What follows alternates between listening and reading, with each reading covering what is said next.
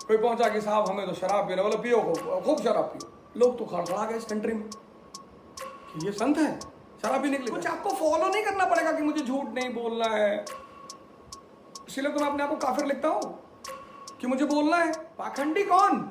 जो जानबूझकर अच्छा बनने की कोशिश करे। तो यहां जब तक भारत रहेगा तब तक भगवान पैदा होते ही रहेंगे।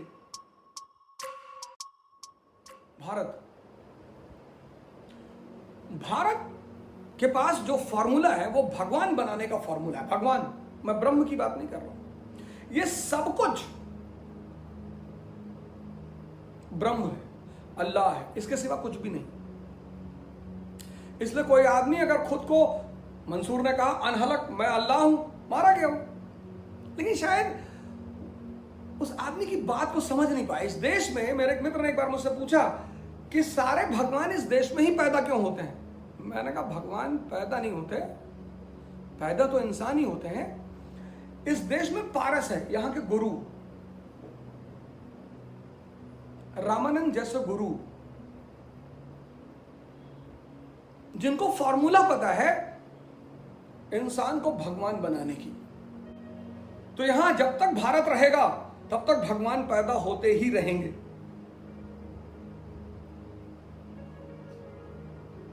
अब आपका दोस्त, आप आईएएस बन गए,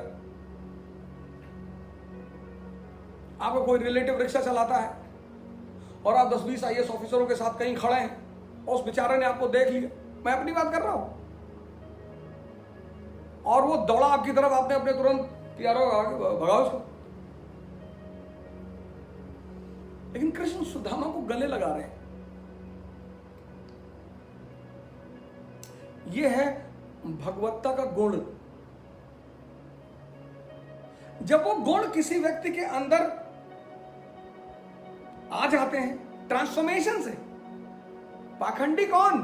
जो जानबूझकर अच्छा बनने की कोशिश करे। जब आप चैतन्य से जुड़ेंगे, कॉन्शियस जो अंदर है, तो ये उसके नेचर ही है। कुछ आपको फॉलो नहीं करना पड़ेगा कि मुझे झूठ नहीं बोलना है, इसलिए तो मैं अपने आप को काफिर लिखता हूं कि मुझे बोलना है। मैं उस अंदर की कॉन्शियस से अभी तक जुड़ा ही नहीं।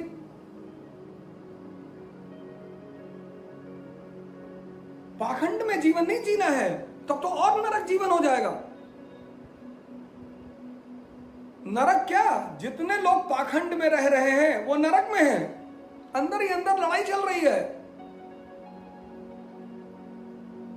मेरा एकदम क्लियर है, दुनियावी बनकर जीना है। जब कनेक्शन हो जाएगा तब की तब देखेंगे।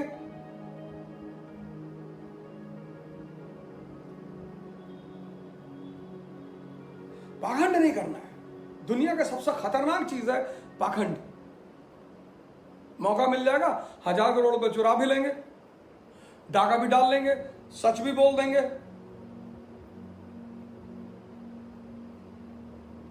कर ही रहे लोग। जो कॉन्स्टिट्यूशनली कर रहे हैं उनको लोग बड़ा इज्जत दे रहे हैं। जो बेचारे छोटी मोटी 150 की चोरी में पकड़े गए हैं उनको मारा गया इस कंट्री में।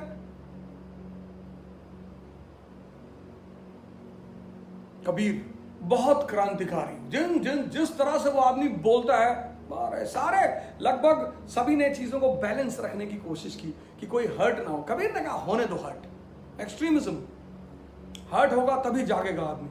और ऐसा दूसरा आदमी इंडिया की हिस्ट्री में है आचार्य रजनीश ओशो। उस आदमी ने भी बोलना शुरू किया। कोई पहुंचा कि साहब हमें तो शराब पीना, बोले पियो खूब शराब पियो। लोग तो खड़खड़ा गए इस कंट्री में कि ये संत है शराब पीने के लिए कह रहा है। अरे भैया वो कह रहा है शराब ध्यान में पी लो, मेडिटेशन में पी लो। वो उसको भी तो जोड़ रहा है, उसको भी तो देखो।